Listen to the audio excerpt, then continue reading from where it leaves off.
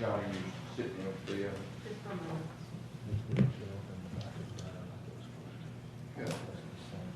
Like to call our Jefferson County Committee meeting to order at 9:04 on this beautiful Tuesday morning.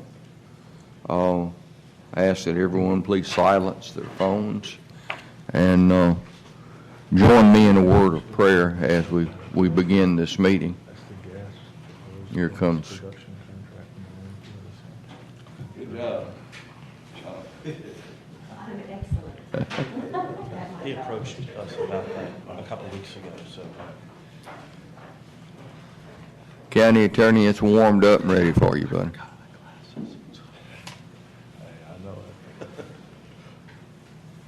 Let us pray.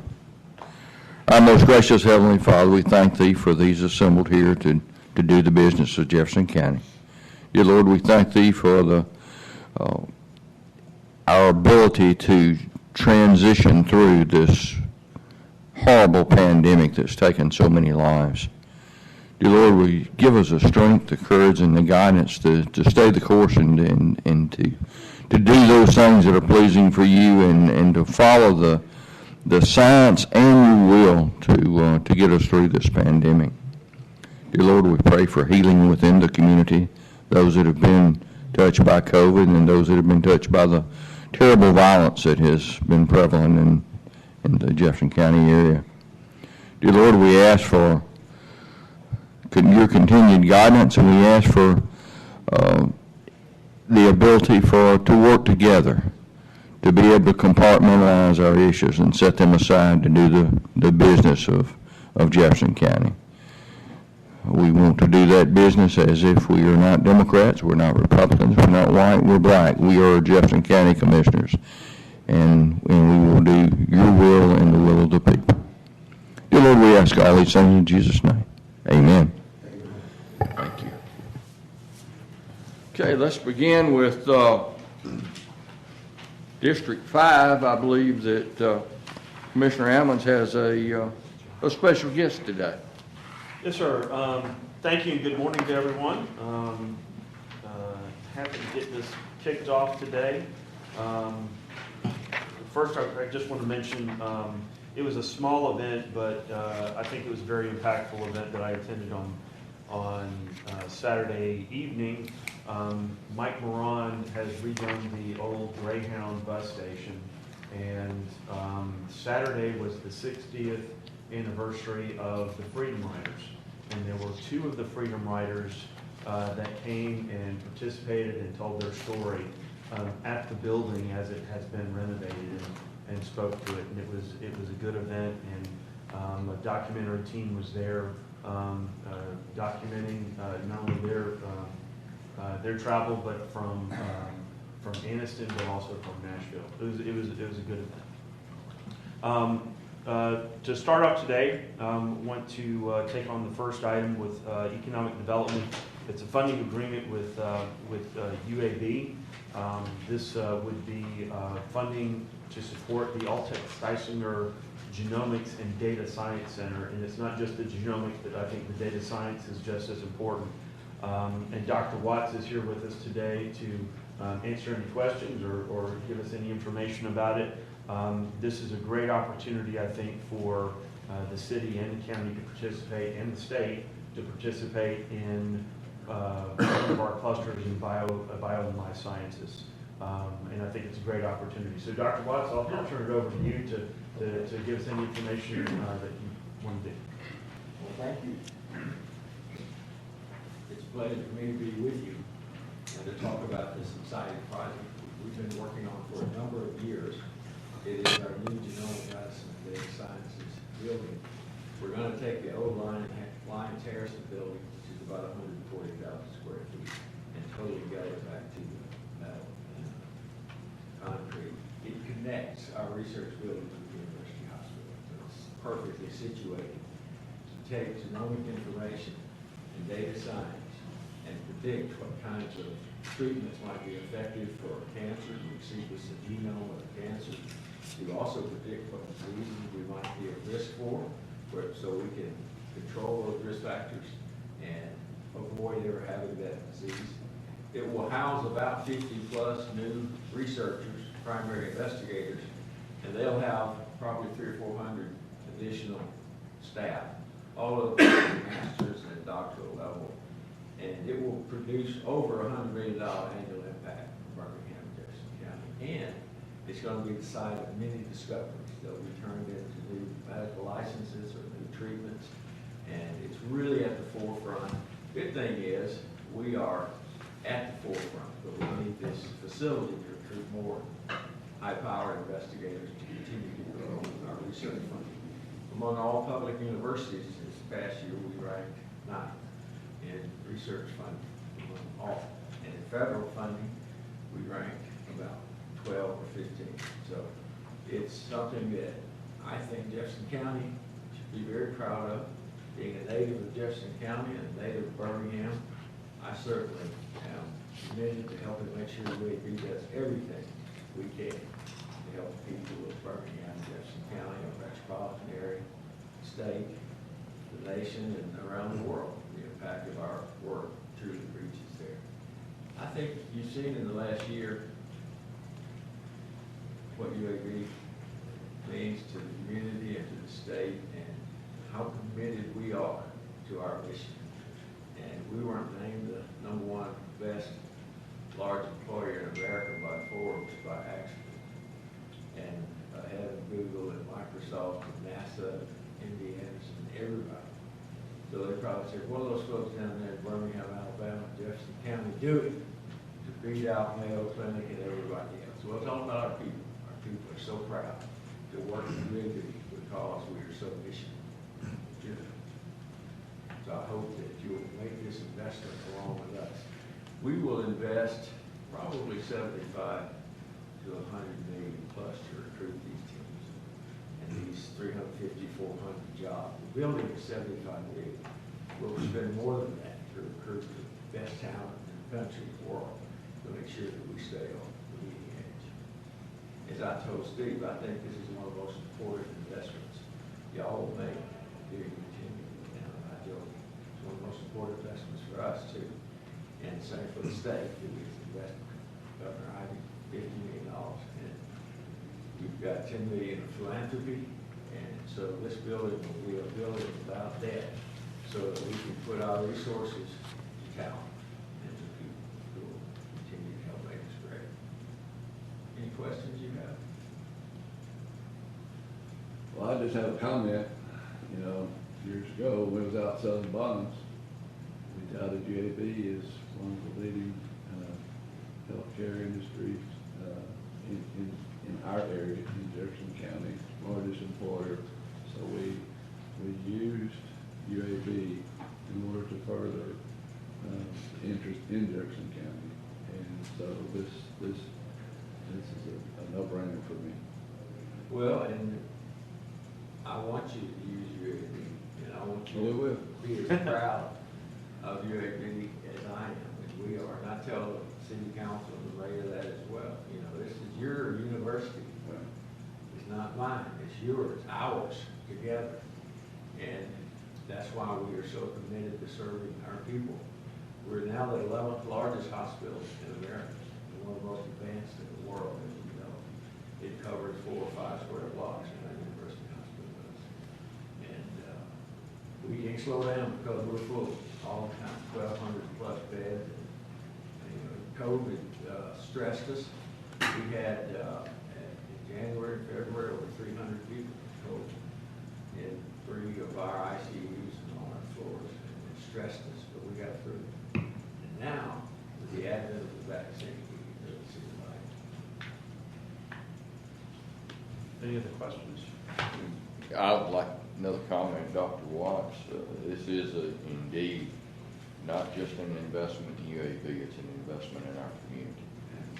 And it's, Steve, it's always about jobs for us, quality of life, and a great place in which to raise your family and to be employed. UAB has been a great partner with Jefferson County and City of Birmingham moving forward. If if it were a three-legged stool, I would say you had a very important leg moving forward. And as far as, I took part in your genomic research trial, and got the results back, and thankfully I had showed no propensities for any particular malady or disease. But it was very interesting, and I'm sure that's just the tip of the iceberg of what it can do. The research people said that if indeed I had shown that, they would have delved deeper into it, and we would have been able to understand they look to have proper treatments that are uniquely matched to an individual. And I think that is just cutting edge. Precision medicine. It is just cutting edge stuff. We appreciate it. This is not only an economic driver, this is a eye-opener or a gateway to the future as far as disease and health, and I mean, across the spectrum. So that's huge. And I didn't participate in the trial. I'm probably glad I didn't, because they would tell them what they find in there. So. I agree. They've said it very, very well, and you said it as well. The precision and personalized medicine, and that's what's most exciting to me is how can we, and I'll use Tony as an example as he went through his treatments. What medicines will work better for him, and what don't you need to waste time on, so he maybe didn't have to get as sick. Well, I want to say this. If it wasn't for the UAB medical team that worked on me, I wouldn't be here today. That's honest to God truth. Well, we're glad of that. And that's what we're here for. We want to make sure that we protect our people to the very best of our ability. Mr. Chairman, I move the item. Do I have a second? Second. All right, all in favor, please say aye. Aye. Thank you very much, sir. All right. Appreciate it. Good to see Thank you, you sir. so much. I appreciate it. Look forward to seeing you. Right now, you got to go back and go to work, get this thing done. All right, y'all. Thanks a lot. Thank you, sir. Take care. Before he leaves, I want to say that I'm on the men's committee for the radiology oncology advanced research for cancer at UAB, and they're having a gala on the 26th of June up at D Club. I'd like to invite everyone. I'm going to sponsor a part of it through my community grants, and I'm going to ask and challenge the other commissioners to do so. I've been a former recipient. Mr. Patelis has been a former recipient, and all of that money that comes in is matched by the doctors, and it stays at UAB for cancer research. It doesn't go out to anywhere else. It stays here in Birmingham for that.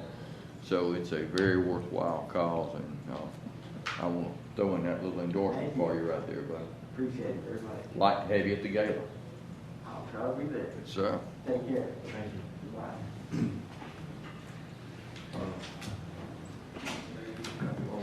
All right, next item is Catapult System Disaster Recovery Solutions. This is already a budgeted item. Is Shree on the phone, or is he out in the hall? Yes, sir. I'm here. All right, will you give us a brief explanation? This is an amendment to an existing disaster recovery catapult contract, and this is going to help us streamline our Active Directory to make sure we have all our systems in place. Okay. Any questions for Shree? This no, I move the item. All right. I have a motion. Do I have a second? Second. All in favor, please say aye. Aye. Aye. Any opposed? All right. Thank you. That concludes my report. Thank you very much. We'll go back to Commission 1. Commissioner Scales is not going to be able to be here today, and they asked that I handle her report. We have two items for environmental services. We have Sandtech Environmental, that's a landfill gas energy development agreement. Everyone received that, and it's It's for the, for retrieving gas from the different cells at the Mount Olive and Turkey Creek landfill. Cal, would you like to expand on that or get David to? I will, and David's here too if you have any questions. Okay. But for many months, David's been working with Santec and Ben Johnson and their group, but they are making an effort to invest quite a bit of money to recover the gas in many landfills they operate. So now's a good time for them to also do it in the counties. And we have negotiated a 25% royalty fees of whatever gas is collected. David did a lot of due diligence checking other royalties, other counties, and this seems to be kind of the fair market value. And we hope they get, collect quite a bit of gas. And we would ask, we had talked about before, you had asked, the money we do receive, we could apply it towards picking up litter, paying for laborers to pick up litter and reinvest that money back into the garbage in a way. David, do you have any, did I miss anything? I don't know, I missed the first part of yours.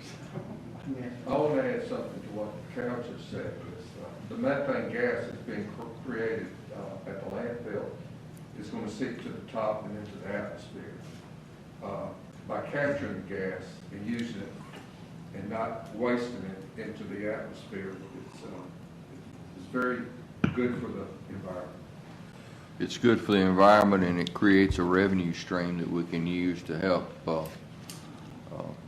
keep our county roads clean. Do we have an anticipation of revenue? Based on the volumes we're estimating, about $250,000 a year. Of course, it's going to take 3 to 5 years for that project to get up to full production, and they'll have to do a couple years figure out how much gas it's actually going to produce. So. Those would be a good revenue stream to either work on roadside trash pickup and or demolitions. Excellent. And Well, trash, do y'all- waterway trash, roadside trash, and trash period. Well, the methane gas is there anyway. We're just going to capture it. We just Yeah, capture it's So it. it's there. capturing a revenue stream. Capture it, scrub it, all that. All right. And if we don't capture it, it's going to seep into the atmosphere. I'll move the item. Second.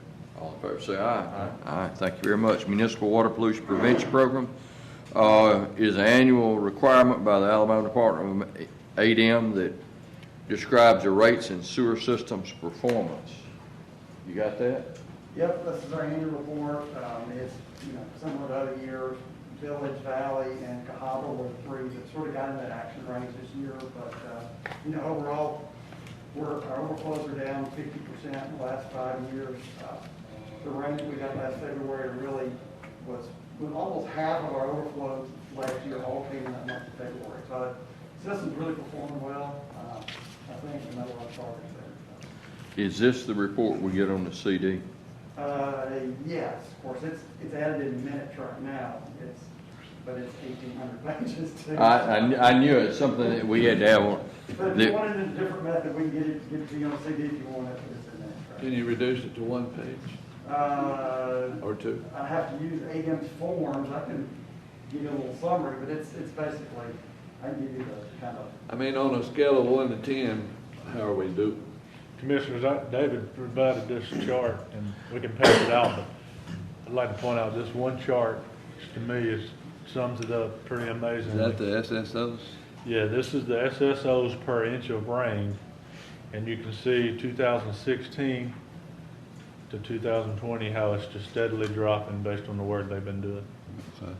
Okay. And you can see if you look at the rain in February month of 2020, it had a peak, but that was non-maintenance related issues.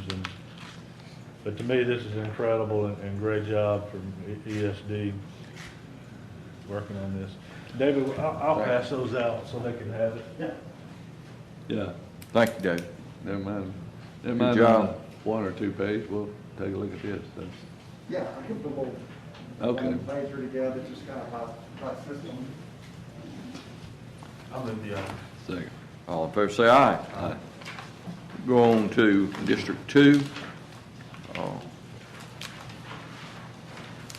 Commissioner Tyson is a little under the weather today. Sheila, I know that you're online with us, I think, but she's lost her voice. And I'm going to try my best to give her a good report here for the Department of Community Services and Workforce Development. How about I move 1 through 6? It's about as quick as we can do it.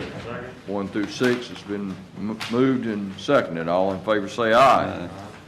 We have no family court, no youth detention. District 2, other business. You had this was Cooper Green. Is going to will give us a report on Cooper Green. And with there is Adonis Hardiman, who is the senior director at Cooper Green now. Good to see y'all. Good morning, Commissioners. Good morning. Good morning. Okay, you can see our slides up there. We also have hard copies if you want to take one back with you. There are a few slides in the back that I'm not going to cover that have a little bit more detail, so it's up to you. So to start off with, we're just going to do it's been almost, well, a little over a year now. April 11th is when we transitioned. So this is just an update of the past year and how things have been going. For the agenda, we're going to briefly cover volume services, workforce, some of our quality and finance metrics, and then, of course, the bulk of the presentation will be about our successes and the remaining opportunities. Do I have an option for clicking? You gotta do it up there. Do you have to do it up there, Ellen? Yes. Okay, sorry. Okay, let's keep going a couple more slides. Okay, in terms of volume and our enrollment, if you remember, we have eligibility criteria that our patients meet, and if they meet that criteria, we enroll them with our services, either under regular insurance plan or with what we call now the JEFCO plans, or those are basically funded by the Indigent Care Fund. So you can see we're having a steady trend of increased enrollment. We think we got a lot of leverage from the media coverage with the transition. We've also, with COVID, we think there's also more people who need us. So we're seeing that steady increase, anywhere from 60 to 100 new enrollees per month right now. You can also see one thing we're tracking now over on the right-hand side is our retention rate. We're very interested in keeping our patients with us, whether they get insurance, whether they don't get insurance, whether their life circumstances change or not. We want to provide services so well and at such high quality that they don't want to go anywhere else. So right now we're seeing about a 94% retention rate. We don't have a lot of data to say what we should be seeing, so we're going to keep tracking this for several months before we set a real target on that one. Let me interrupt you real quick on this enrollment. You attributed it to the publication. Isn't Viva involved in that now to get people enrolled and find out whether or not they have insurance or some ability to get some kind of qualifications to receive some kind of health care subsidy? Not yet. The county and Cooper Green, if you will, retained the enrollment function. So Viva helps us pay claims. So they basically, any claim that's made from UAB, St. Vincent's, Princeton, it goes through Viva for payment. So they're helping us more with utilization management and utilization review, basically make sure we're paying the claims that are valid, but they don't help us enroll at the moment. Okay. Does that help? Yep. Okay, next slide. Okay, for visits, this is just showing you the visits in our clinics by primary care specialists. It gives you an idea of our capacity to handle those visits. We currently are about 71% capacity. We are going to have a retirement coming up in the fall. So we're right now looking at how do we maintain that around that 75% mark for being able to take care of our patients in primary care. And then as you see, if you come enroll today, we're going to get you into your first new patient appointment within 10 days. And then depending on the provider, we can get established starts in anywhere between 1 and 30, 33, 34 days right in there, depending on the month. Okay, next one. Okay, this is just showing you our ED visits, so our external cost and our external use of Others out in the community, obviously UAB is where most of our patients go if they have an emergency. Also an admission, inpatient admission. You want to go ahead to the next slide, you can see that. We know our patients are sick. Most of our patients don't come to us until they are sick. So we do have a rather high average length of stay for those who do need inpatient services at 5 days. And then you can see again that most of them are being hospitalized at UAB. Okay. Quick look at the workforce in the last year. This is showing you by position. It lines a little bit with departments, but mainly by position, the turnover rate, the separations, and then also the budgeted and employed. In the bottom right-hand corner, our staffing is much improved over the last year. In fact, the HR crew have hired more than 70-some people since April, which is a heavy lift. They've been really, really rocking it. So staffing is improved. When we transitioned, we were around 74% staffed, and we had been as low as 69% during my time here. You also see that the turnover rate is high. We would like to see a more of a 10% turnover rate. However, we're not super concerned about it in this first year. It is a transition, there's lots of change. There's still lots of change, there continue to be lots of change for several years. So we don't really expect, we don't find this alarming yet. If this is still the same in 18 months from now, it will be different. We'll have to really dig into it. But Are you finding this as a standard across all other healthcare providers as far as the staffing level? I think that's pretty high. Level or turnover? Yeah, just a comparison. So if you benchmark yourself against other hospitals locally, are they experiencing the same kind of staffing issues?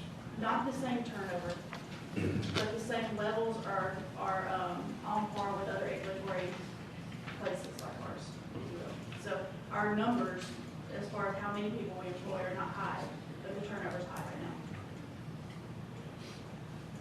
now. Okay, this is just a quick look. We like to look like the people that we're serving. So this is just a biological gender and then race makeup of our staff compared to our patients. And as you see, we do a pretty good job with that. If anything, we need a few more males in-house, but that's it. Okay, a bunch of acronyms for you. Quality patient safety, infection prevention, and environment of care. Those are 3 functions that we did not have, and certainly not in the way that we have now. They're key functions for a facility like ours, but they just didn't exist. So since we have had quality, IP, and EOC now staffed and looked at, this has been, I can't explain how great this is for our ability to provide quality care. So on this chart, what you're seeing is incident reporting. Those are patient safety events that are reported. It doesn't mean that anything came of them, but they're reported. And we want to see this go up at least for another year. The idea with quality and patient safety is you want everyone so comfortable in the building that they're reporting every little tiny thing to you. If they look at somebody wrong, they want them to report it, right? So we want it to be an open environment, and that's the idea across all of healthcare. You want it to be so open that you're willing to report things so that you get fixed for the next patient, right?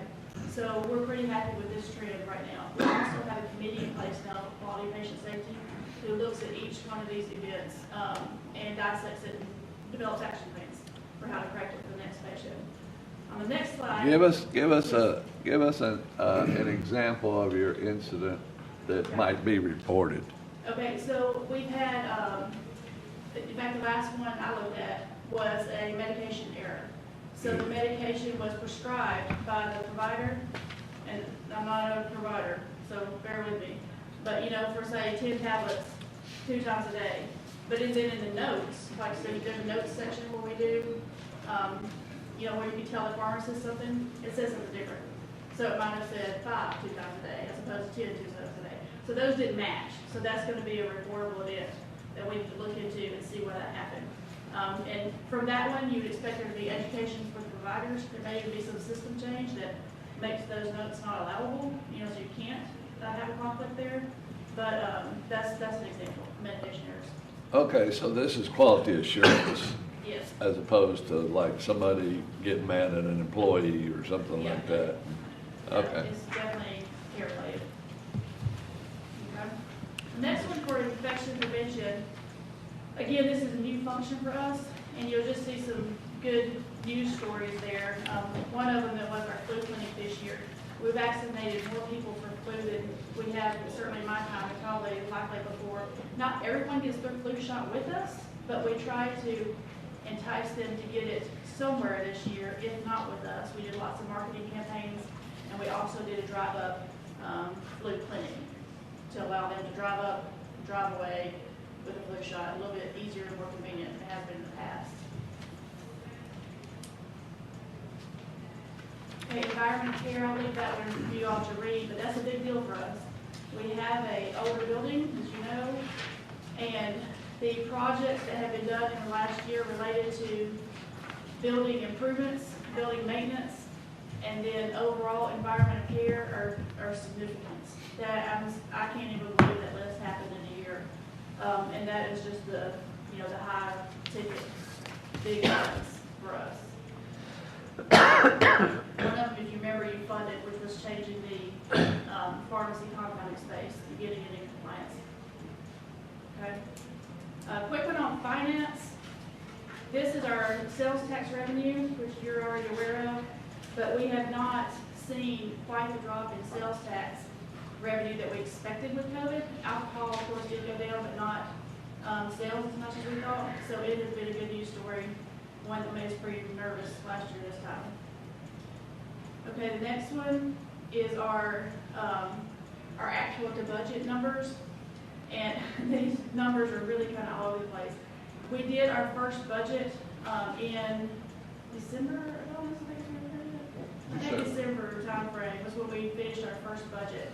And it was department-led, which has not been the case in the past. So our department managers created their budgets and submitted it. Having not done it before, it was a little bit of a challenge for them. And not having a lot of historical information broken down to a granular level was a little bit difficult. So we expect these to even out and get a little bit closer on variances over time. But this is our budget to actual, which of course is a good news story so far. Are you having any issues with your ambulance providers? Issues? No. We did used to have a contract with RPS. It was a direct contract, so we called just them. We don't do that right now. Right now we call 911 and whoever first shows up. And we are pursuing, in fact, Adonis is working on that. He's working on reaching back out to RPS to see if we can get a contract just so we can get favorable rates. But I wouldn't say we have a problem. You know, we call if they show up. Wait time? Wait times for ambulance? Well, yeah, it's a different type of situation. How about wall time? Are you able to get them off the wall? Yeah, I don't really think we have any problems. Okay. Yeah, they're not. Well, You know, you keep in mind, we don't do they're this. probably going to the hospital, so. They're Yeah, just yeah. leaving the brain going to the hospital. Yeah, they're gonna be transfers, really, is what we look like for. Emergency pickup.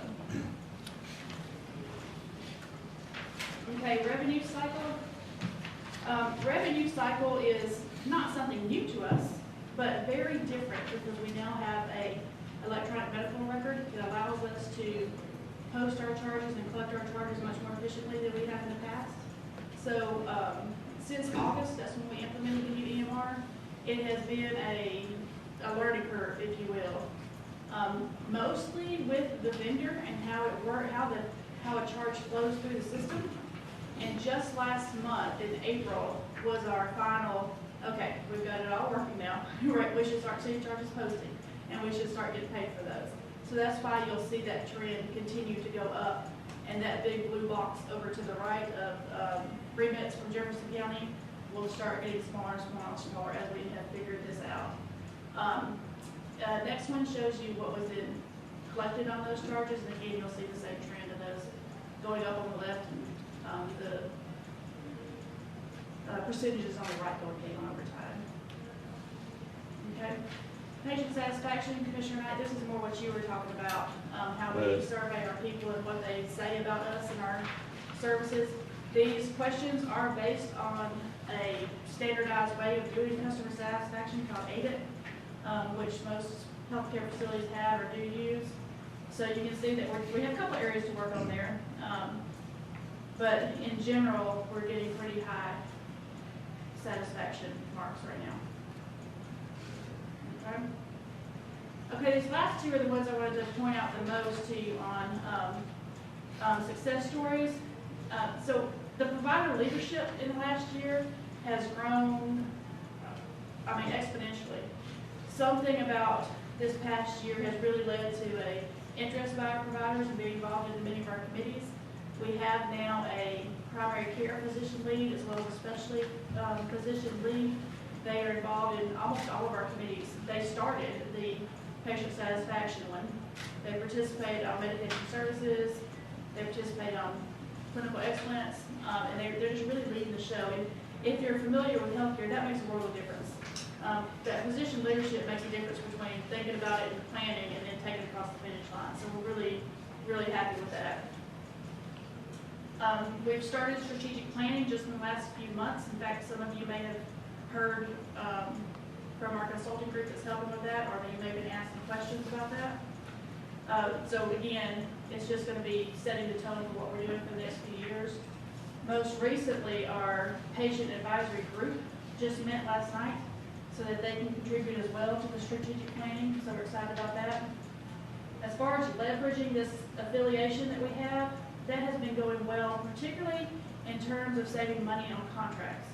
So many of our contracts, we've been able to tag on to UAB contracts and benefit from their volume, right? On the opposite side, some contracts that we were happy with but wanted a better price on, we didn't.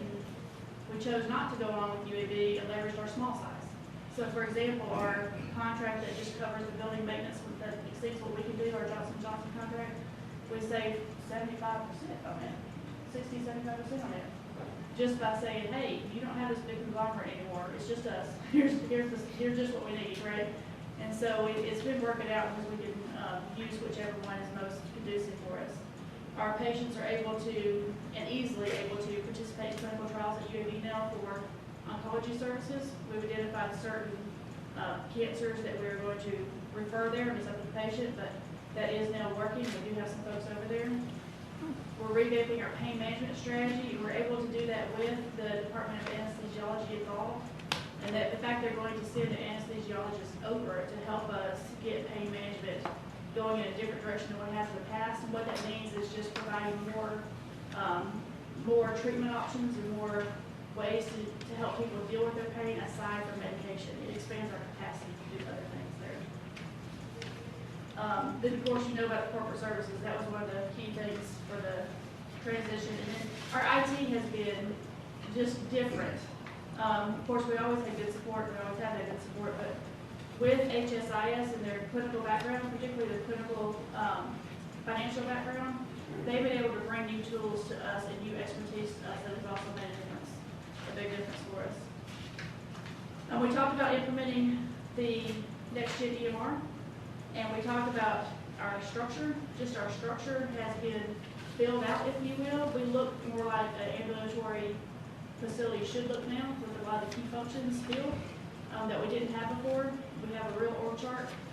In the past, when people would attrit, we tended to flatten that org chart, and you got more work to do, right? It did leave some functions not well done or not done at all, or the other. So we've been able to fill that out over the last year. And then we talked about our numbers already a little bit. One of the things with staffing was we were able to add 3 social workers just this last couple of months. If you can imagine our population, that makes a world of difference for the care we provide.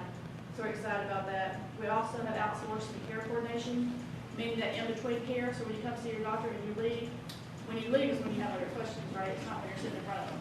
So they help with that in-between care and making sure that everything's covered back and forth. We're doing that in oncology and also behavioral health. We started a transporter program to help people literally get into the building.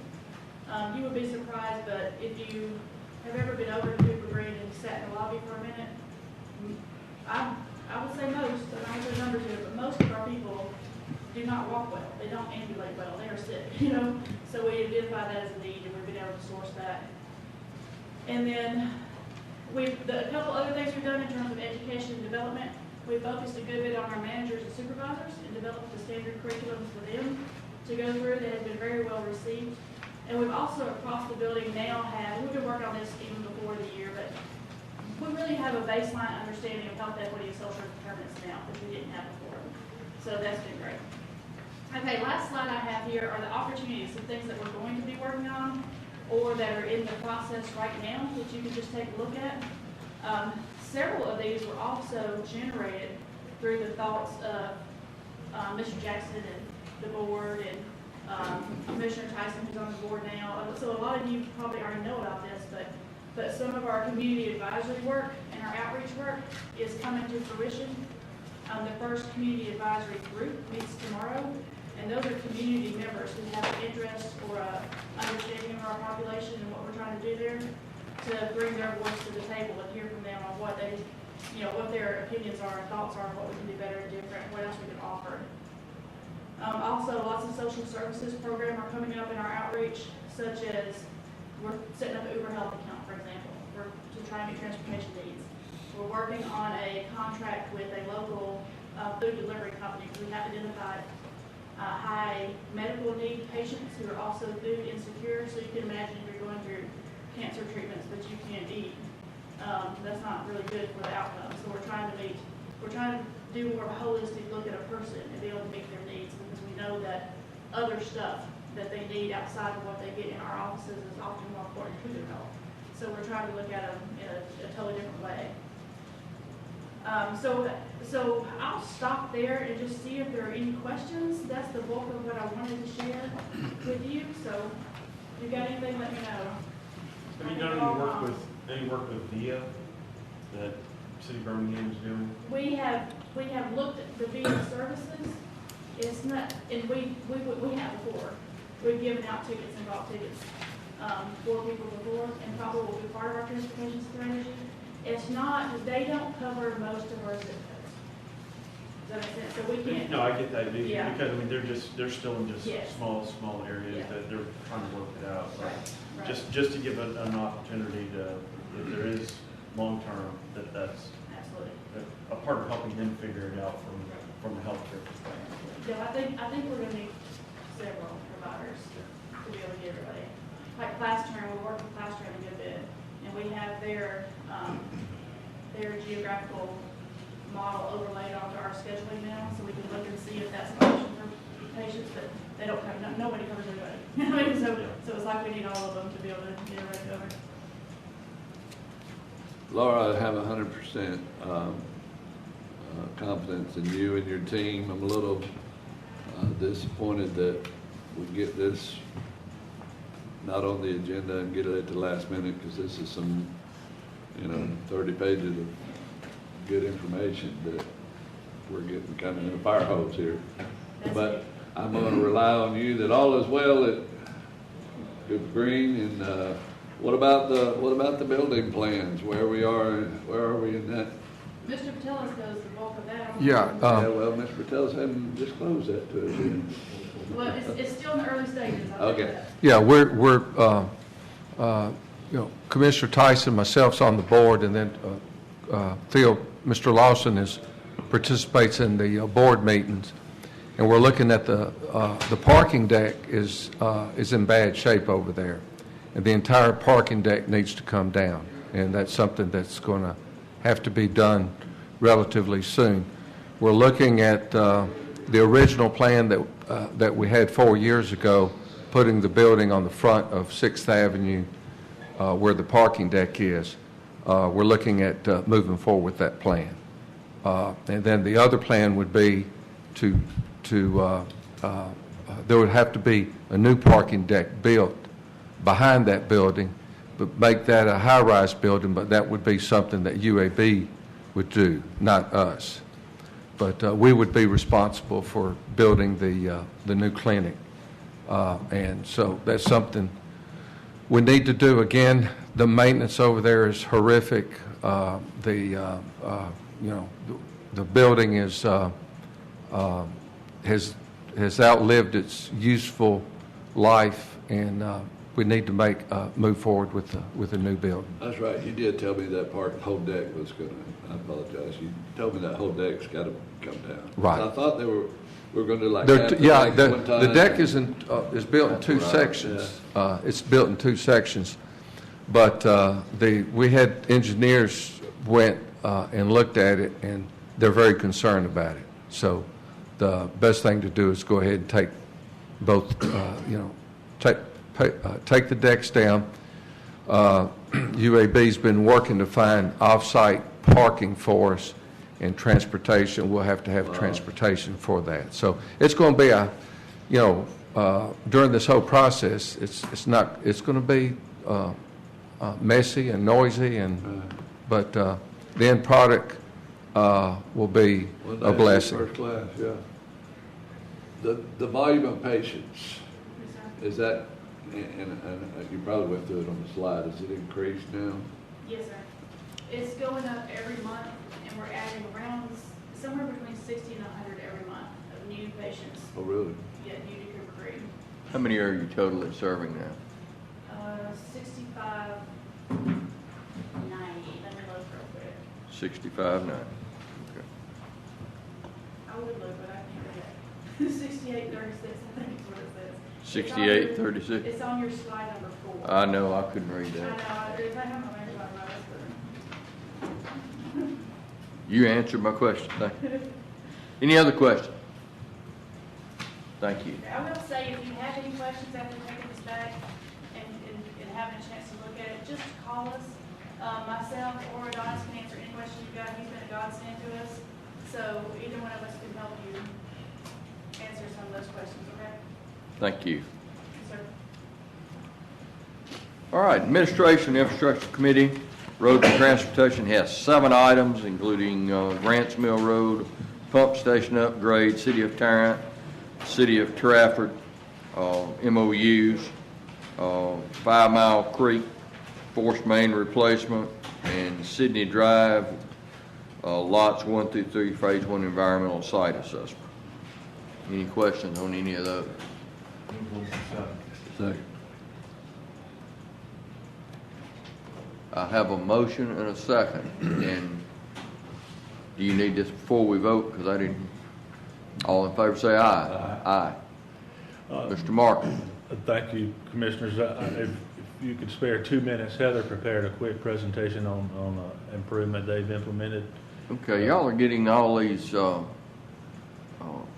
programs that they're not on our agenda, and we're going to accommodate you, but please in the future, let's get those so we can allocate and do our time properly. We'll put it on the next agenda. No, you're fine. And there's no fine. We can do it right now.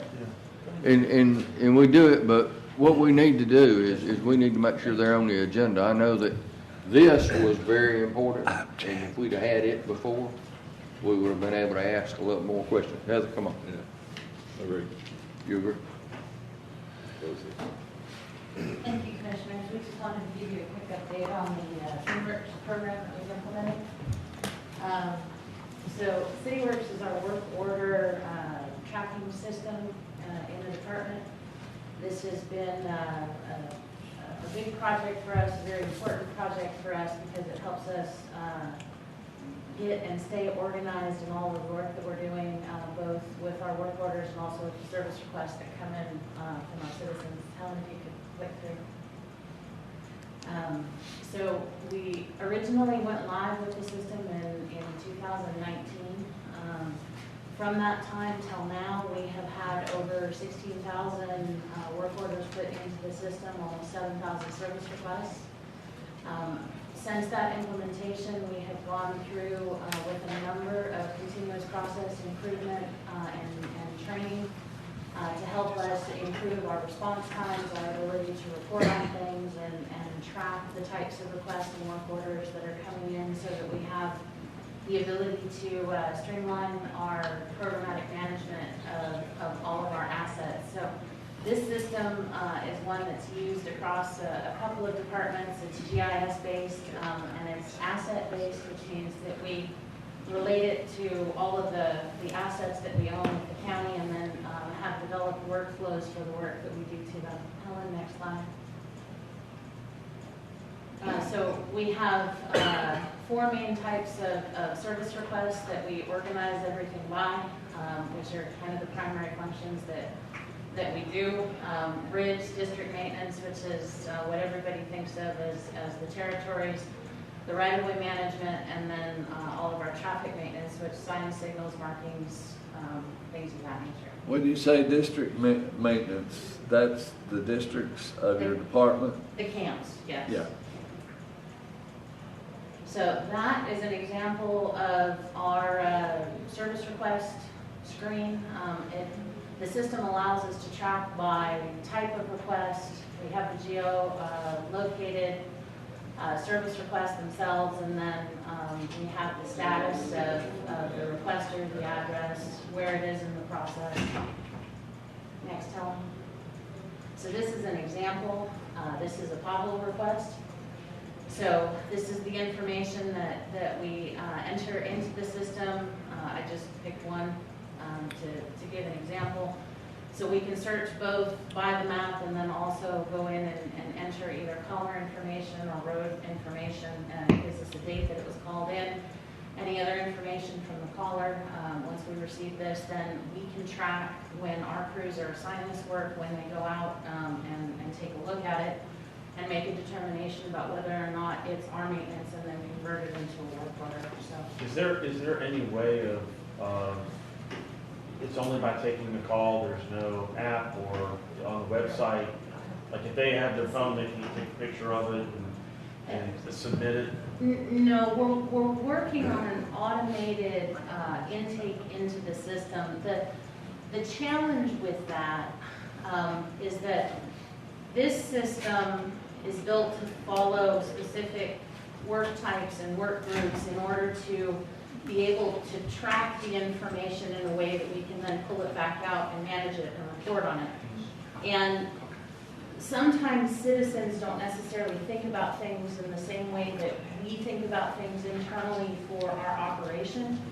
So there has to be a point at which that information goes through kind of a filter and then gets put in the right format so that we can make sure that it goes to the right work groups, it goes to the right location, the right group is looking at it and can do something about it. Because if you get it into the wrong workflow or you send it to the wrong group, then you're much more at risk of the answer being, that's not my area of jurisdiction and I can't help with that, rather than getting it to the group that can find an opportunity to assist our citizens.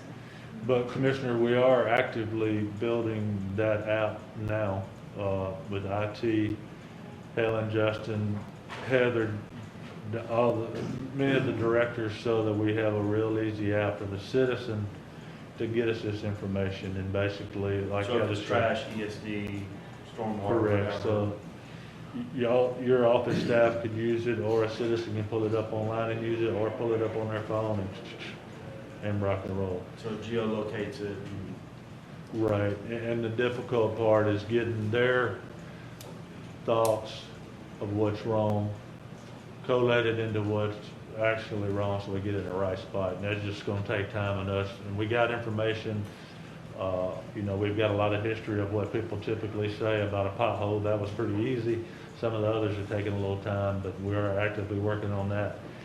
And have a goal, I believe, of having that up at least internally in your offices by the end of this year, and possibly to the citizens for a trial shortly thereafter. Ellen, can you just flip back to that previous slide just for a brief second? Okay, that's what thank you. Any other questions? Ellen, next slide. So this would be the service request portion of it, which is what starts on the external side when we get a request. So we'll take that information in, we'll go investigate it. Helen, next slide. From that point on, when we determine, whether it's ours, if it belongs to another jurisdiction, what the next slide.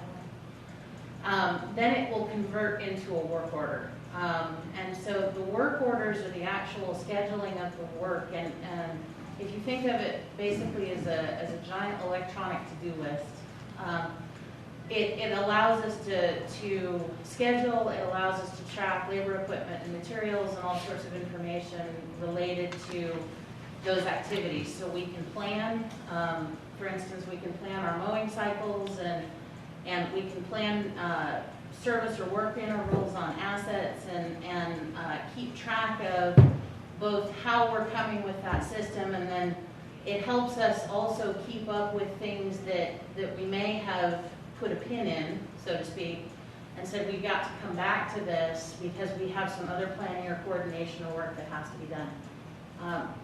Next slide, Helen.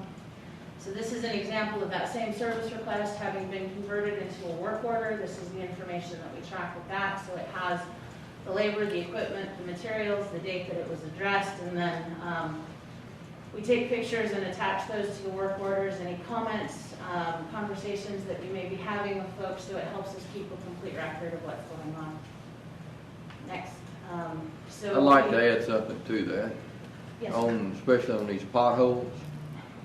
If we can do a follow-up, because many of these, I'll give you a perfect example down on Parkwood Road. You can fix them, and they wash right back out, and we have to fix them again. And that's just one throughout the county. If you can do a follow-up and just, I'm not talking about go look at every pothole, but you know which ones give you trouble. And there's no use in having a work order to come in and a complaint from a citizen before we fix a pothole like that. We need to do some scheduled maintenance on the ones that we know that are bad, that get washed out, and in a heavy traffic area, because there's a lot of liability for the county on that, and a lot of heartache and aggravation for the citizens. What about that new product that y'all are trying on potholes, to where you put it in there and it kind of cements it, as opposed to putting in the what stuff that, like he was saying, washes out? the spray patcher. I don't remember. He's talking about where you mill and mix concrete in the base. Oh, the FDR. So we've implemented a new process, and we have a new field in the work orders for our potholes, which allow us to do a temporary emergency repair and then a final structural fix.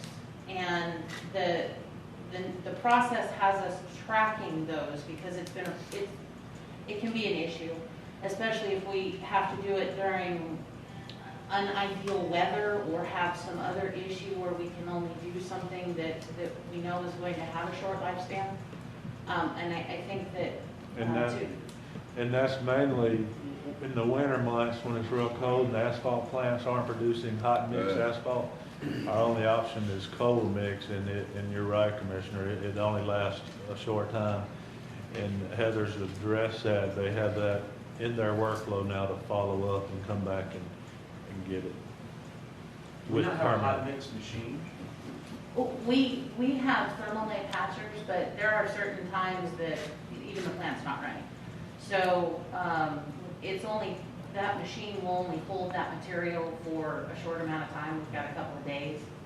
But if we're in a period of time when we just can't get it, or it's too wet, water is a problem for it, sometimes we have to use the cold mix as a temporary patch, or sometimes we'll patch an area, but the asphalt around that patch is continuing to fail because it has the same issue as what started the pothole. And until we would not, if we came in and removed everything in those situations with that bad weather to try to put the structural fix in, we just make it worse. So we temporarily patch it and then come back. What's the number one cause of potholes? Well, Base failure? yeah, water in the base, causing the base to get soft, aged pavement. There's And the old asphalt, less water through. So not resurfacing.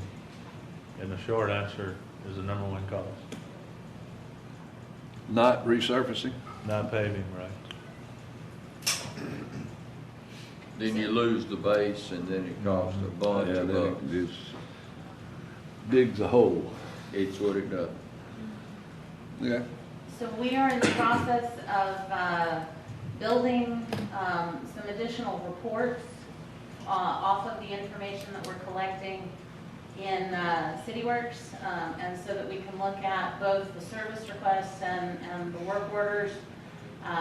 We're doing a combination of internal and external reporting, both for the published work goals that we have, and then also to help our managers internally, making sure that our process is working the way that it needs to. Next slide, Helen. So since implementation, over 6,000 service requests, 16,000 work orders in the system. We are continuing to establish our target response rates and improve our work efficiencies. So this gives us really good information in terms of how long a process is taking us, and identifying those things that we need to focus on and improve on so that we can meet those target levels of service and make sure that our infrastructure is meeting those minimum goals. So And these are, this helps our citizens, commissioners, because it helps Heather be more efficient and the crews be more efficient. We don't forget, and we can catch repeat issues, but, and I may be getting ahead of you, Heather, I'm sorry. But Heather and the staff have done a tremendous job going from doing this on paper to kind of the top of the line cutting edge software, GIS based, to where over years of collecting this data is going to give Heather some really good information to manage and give y'all good decision making data, and it'll be a really good service tool to our citizens and to you. so to Cal's point as well, these, so we have several systems that we've been working on standing up within the department to manage our main programs, and this program has been set up to talk to like our cartograph system. So the work that we do here will then automatically update those road profile grades and those pavement condition indices, and this gives us an opportunity to track areas that we're seeing service requests or work orders, if we're seeing a trend, whether or not we're hitting our targets, and if we have to be looking for other ways to implement a special project or go about changing a target or a work group or something to put the level of effort where we need it. Next slide, Helen. So these are more of the year-to-date work order reports that we're working on developing and testing, and there's been a lot of training that has gone on in the field with the crews that are entering this data. The guys have done a great job learning this new technology, the new tools. You can imagine that some of them that type with one finger and get their grandkids to operate their computer, this is Hey, a stop challenge. talking about. But they've really done a great job in getting those developed and working the way that they need to. So we're continuing to work on our report development, and there's obviously with this much data in the system, there's different ways to look at things and to evaluate and to assess. So that's an ongoing process, and then we're continuing to look for other ways to publish this data, make some of it available so that folks can use it, can check on various aspects of the system and the GIS-based mapping and those tools to automate more of our processes and make them more timely and efficient. So you're talking about the dashboard that may be available online of where work is in process, or? We're working on things like that, but also the maps themselves that help folks, like if you want to know if your road is county maintained or things like that. We're trying to get to the point where we can make those available. Or even if maybe where the road may be in the paving pipeline. Mm-hmm. How are you doing on staff? We're slowly gaining. Okay. I think we have about 83 vacancies, 83 something like that. vacancies still? Okay. They, We- they have steadily kept hiring for us, but we have a lot of retirements. Are your trash crews up and going?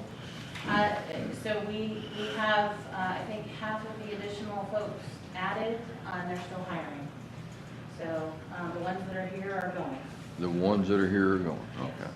And because I figured everybody might want to know, as of this date from the beginning of October, there's been over 217 litter requests and 500 tons of trash picked up. There's been 217 what? Work orders Work for that. litter requests. Wow. It's, it's a systemic problem that we have, and we're engaging our people, but we're going to need help from the public through education and to Seems stop like this it's trash. getting worse. It just seems like it's getting worse. it's more and more, and it's exasperated this time of the year because we begin to cut. Yeah.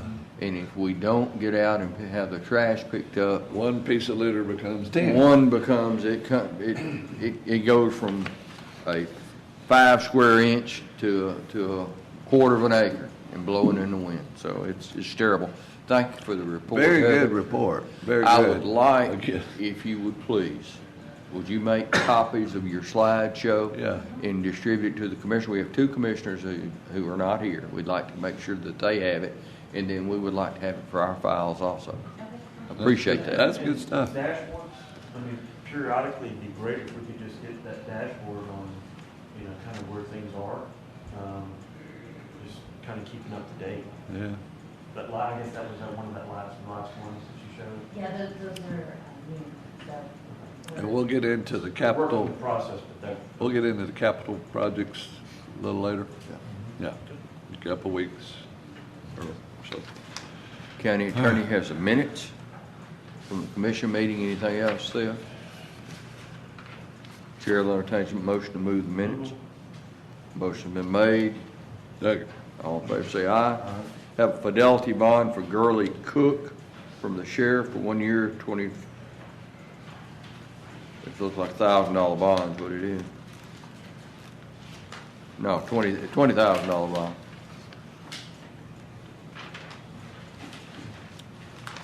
That's just for, I'm sure that it doesn't say acknowledgement only here, but it, That's what I was looking for. I see it, and I'll acknowledge it, but is this I'm not gonna pay an it. actionable item? It's like acknowledging. That's an acknowledgement only, that's coming from the sheriff's. good acknowledgement, yeah. Okay, so we acknowledge that, Chair. I acknowledge it. All right, all in favor of acknowledging? Everyone say aye. Aye, thank I'll you. acknowledge. Aye. Okay, Mr. Patelis, you had one item that you were going to add to the, Oh, the Williams Partners Executive Search, we have a partial payment of $24,445. They're working hard on the search for the new county manager. so this one item of new business will require unanimous consent. Move it. Move it, second it.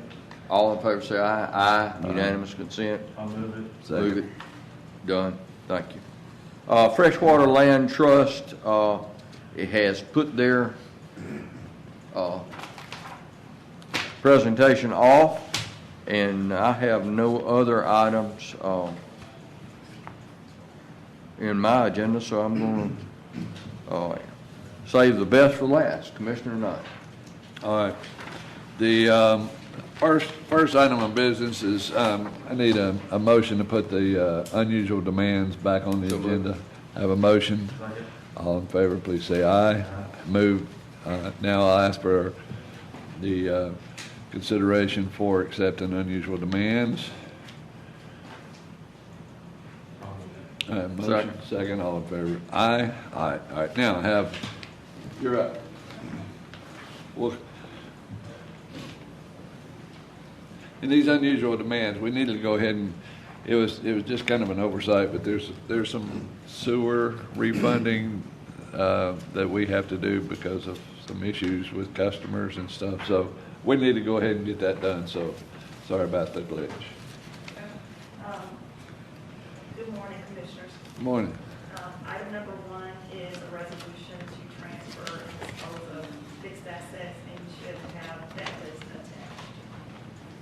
Item 2, 3, and 4 are our normal purchasing agenda, purchasing exception, and encumbrance reports. Item number 5 is the procurement statement for regions for the period ending April 30th. Item number 6 is our contract for pest control, and that is available to multiple departments. Item number 7 is a backup revenue contract for Tuscaloosa City Schools. Do I have a motion, 1 through 7? Have a motion? Okay, I'll second. Second? There is a portion that I will need to abstain from during, because I do have a client That's right. that is getting some funding.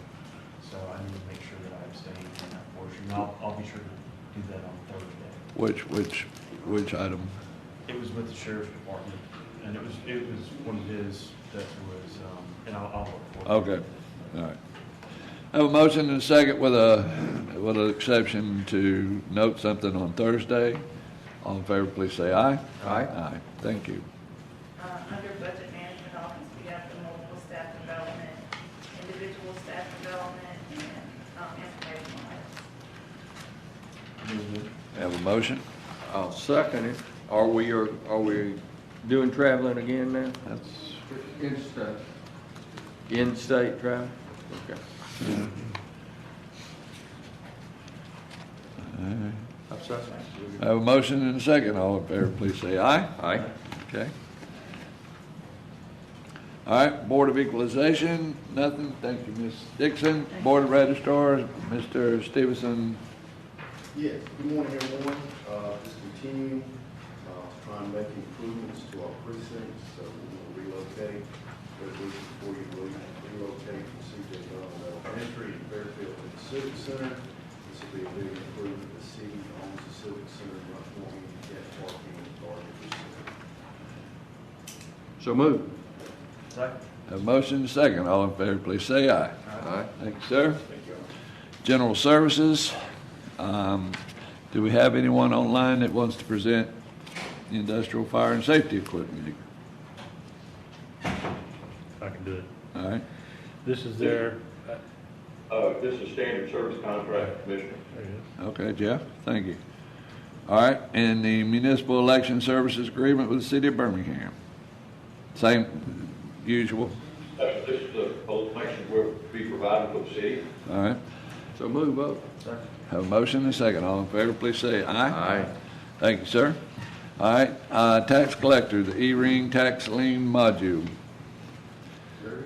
There he is. Go ahead, good timing, sir. Okay, basically, what we have here is, we need a addendum to the current E-ring contract of $900,000. It is gonna allow us to move to a tax lien process away from the tax sale process that we currently use. The tax sale process is extremely unfair to the homeowners and citizens of Jefferson County. It allows these large hedge fund investors to come in and place excess bids on these properties when we sell the delinquent taxes. And they'll bid, thousands and thousands of dollars up. I've seen $300,000 over. And the homeowners, business owners, whichever property it is, they have to pay interest on that excess bid up to 15% of the market value of that property. So they come down and, for example, a $200,000 home, if they bid $15,000, $30,000 extra, they could owe $1,200 or $2,400 in interest just on that excess bid. And these people are already having trouble paying the taxes that they would have paid them to start with. So this tax lien process is a little different, and it's almost a reverse auction. You bid the interest rates down, so we start at 12%. The investors will go from there and put in their lowest amount they'll take. If it goes to zero, they do a random number generator and they select the winner that way. But basically, it's more fair to the homeowners because the interest rates will probably end up in the 1% to 2% range instead of 8% range. And this interest rate was 12% up until last year, so, you know, they were really getting hammered, you know, prior to the law change last year. So they bid these things down in this new process. So, and it's an online auction, we don't have to be outside in the heat for 4 days auctioning parcels off. The other issue we have is that the properties that don't sell in the current process are transferred to the state of Alabama, and we don't receive any current tax revenues on those while those sit at the state. Now, somebody may pay for those eventually and will get reimbursed those tax revenues, but right now they just sit down there. Under the tax lien process, we can sell those to an investor at 12% interest if they want to, you know, because they didn't sell, if they want to do that, or we can just roll them into the next year and they bid on 2 years worth. So there's going to be some cost savings with this process as well, because right now we have to advertise in the Birmingham News. We have to advertise once, then we have to advertise 3 weeks consecutively. So that cost is over $300,000 a year. This new process, we can do that, but our only requirement is to advertise that list online. So on our website, you would have a link to the delinquent properties there. And that's just Birmingham. Bessemer was almost $80,000 last year in advertising to the Western Star for their properties. There'll also be a savings there on those as well. I just think it's a much more fair process to the citizens. The county, these excess bids we hold in the treasurer's office, and they have to account for those. They're just a cause for, there's a potential for litigation there. When you've got $30 million, $100 million up there in the treasurer's office, they'll look at any reason to sue that they can, trying to get a piece of that, and they did in 2007. You know, they were able to get that, you know, a lawsuit. They got a favorable ruling and got a piece of that excess bid. And, you know, it's just the potential for litigations there with the old process. And this new process, there's no excess bids. Just bid the interest rate down. They've got 3 years to pay that redemption. If they don't, it's all on the investor. All the notifications at that point will be, they'll, just like a normal ejectment, they'll file in circuit court to eject that, and they'll apply the title at the same time. And you know, for properties that are truly abandoned, that's a better process as well. And we're looking at doing increased notifications during that time frame to let the homeowners know that it was sold as a lien, you know, that they need to redeem within 3 years, or this could happen, you know, send out multiple notifications. What is the process if you did not pay your taxes in there for last year? Correct. By that next March or so, you're on the chopping blocks if you don't pay by December or whatever, right? If you don't pay by December 31, we look at it like it's a delinquent. We start notifying them, and by May, we advertise. It's been advertised, and we hold an auction in May usually. Last year was June because of COVID. Right. For the most part, we hold that auction in May and start with municipal code 1 parcel number, go down the list. And if you didn't pay those taxes last year, and like you using your example, it's a $200,000 property, then that property is sold in May to these investors. Correct. And these investors could come in and say they could pay $220,000, right? Good.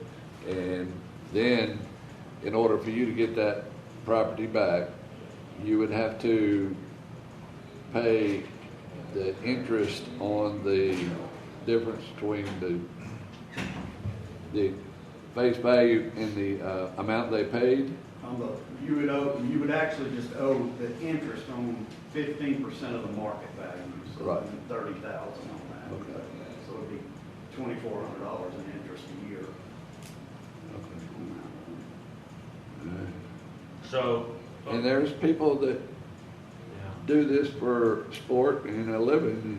Yes, and we found other instances where what they'll do, we have another group that takes the tax sale list and goes around, they'll come down there and buy it, not participate in the tax sale. What they'll do is take the list and go and notify these homeowners and say, your house is about to be sold for taxes, and, you know, I'll give you a loan at whatever percent, 10%, and, you know, that way it won't go through the process, or I'll give you a loan at 5%.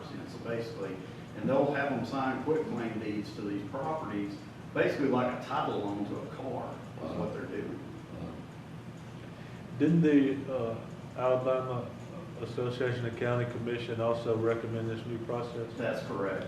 The Association of County Commissions, they passed the resolution last August, I believe, you know, encouraging the How many counties commissions. are currently using this process?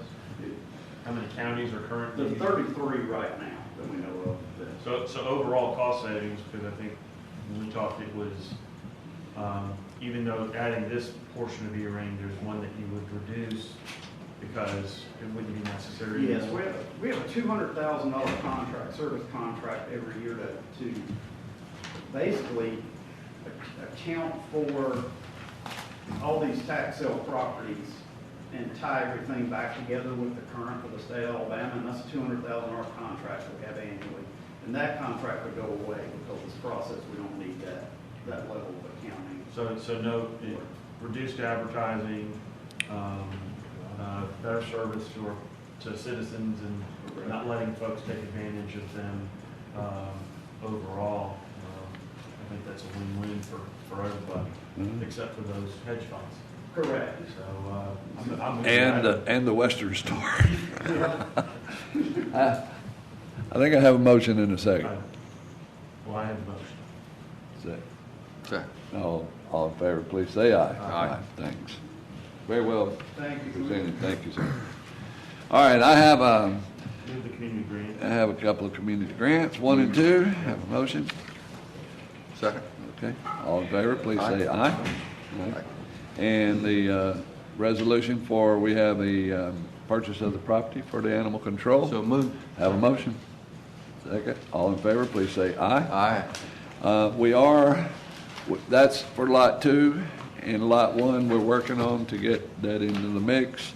And I think the closing date is the end of this month on this, and we will have required the property to build a animal control shelter, and then we're going to partner with Greater Birmingham Humane Society. They will build a hospital next door, and then an adoption facility next door to that, and then consolidate the animal control all into one area. Should be a great thing. So thank everybody for what you've done on that. A couple other things I have is just as to mention, gotten a request approached by folks that sponsor the Birmingham Bowl, who's probably going to want to come and make a request from us. I'll put this on next week, but I've got another issue with a storm shelter in Trafford that they have already been in agreement and working through FEMA to get a storm shelter built there. And, you know, instead of us putting on the list to build a storm shelter in that area, perhaps we can just pay their match for FEMA, and then boom, that's off the bucket list. So that's all I have. Thank you, sir. Thank you. Cal, you had an industrial access grant that you were going to add? Yes, sir, we're not able to add it at this point. It'll be at the next commission meeting. Next meeting, okay. That was for Lake Shore Extension. Mr. Tellison? Yes, sir. Mr. Law? Just happy to see animal control moving forward. Yes, sir, we are. Amen. It's only been we've been kind of married to that project for a while, haven't we? Just a little while. Yeah. You know, I want to thank everyone. Commissioner Tyson, hope she feels better. Commissioner Scales, look forward to having her Thursday. Hope everything's okay with her. I'll have copies of it. You've gotten copies of that. I'll have a copy for Commissioner Tyson. And if we, if we will get those two other slideshow presentations, we can get those to them. We appreciate that. And with that being said, this meeting is adjourned. Millie, did you get that unusual